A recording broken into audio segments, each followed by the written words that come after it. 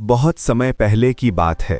Baghdad शहर में हजरत अब्दुल कादिर जिलानी रहमतुल्लाह अलैह रहते थे, जिन्हें लोग गौसे आजम के नाम से जानते हैं।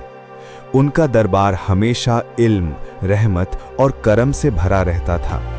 दूर दूर से लोग उनके पास आते, कोई मसला लेकर, कोई बरकत की उम्मीद में, और कोई बस उनके चेहरे की ज़ियारत करने के लिए।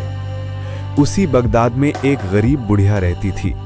उसके पास न ढंग का घर था, न खाने को रोटी, मगर उसका ईमान बहुत मजबूत था। वो हमेशा कहती, मेरा रब मेरे साथ है। कई दिन ऐसे भी गुजर जाते कि उसे एक टुकड़ा रोटी तक न मिलती, लेकिन वो कभी शिकायत नहीं करती थी। एक दिन उसने सुना कि बगदाद में एक बहुत बड़े अल्लाह वाले रहते हैं, हजरत अब्दुल कादिर जिलानी। उसने सोचा, क्यों ना मैं भी उनके पास जाऊं, शायद अल्लाह उनके जरिए मेरी मदद कर दें। वो अपने पुराने कपड़े पहनकर एक लकड़ी का सहारा लेकर धीमे धीमे कदमों से गौसे आजम के दरबार की ओर चल पड़ी।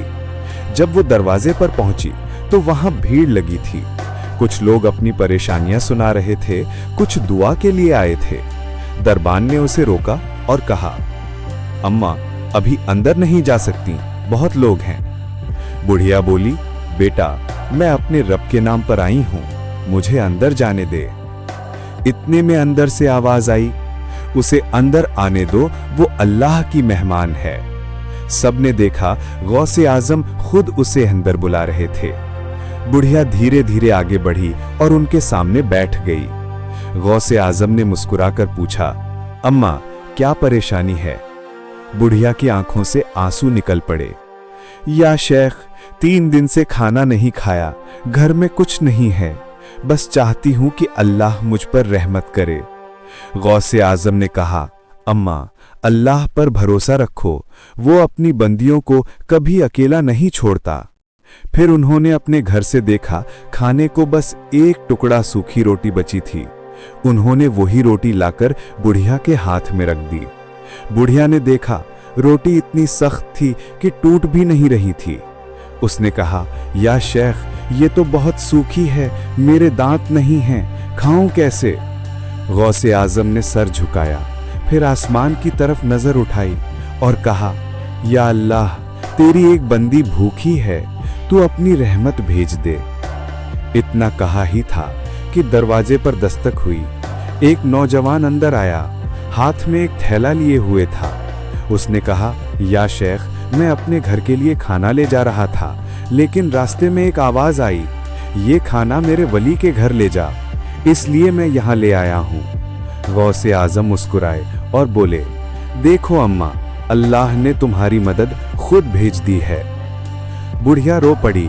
उसने कहा, या शेख, अब मुझे पूरा यकीन हो गया कि जो अल्लाह पर भरोसा रखता है वो कभी बेसहारा नहीं रहता। उसने खाना खाया, तृप्त होकर उठी और जाने लगी। गौसे आजम ने पूछा, अम्मा, अब क्या दुआ मांगोगी?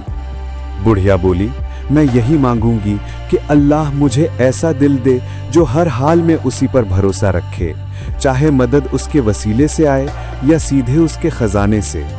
गौसे आजम ने कहा, अम्मा, तेरा ईमान ही तेरी असली दौलत है।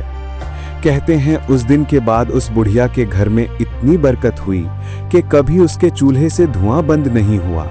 जो भी उसके घर आता उसे खाना जरूर मिलता।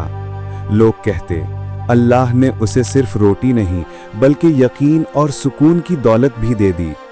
और गौसे आजम रहमतुल्लाह अलैह ने फरमाया, जो अल्लाह पर सच्चे दिल से भरोसा करता है उसके लिए आसमान भी रहमत से झुक जाता है। सीख, अल्लाह पर भरोसा रखो, चाहे हालात कैसे भी हों, क्योंकि जब तू सच्चे दिल से या अल्लाह कहता है तो तेरे लिए रहमत के दरवाजे खुद खुल जाते हैं।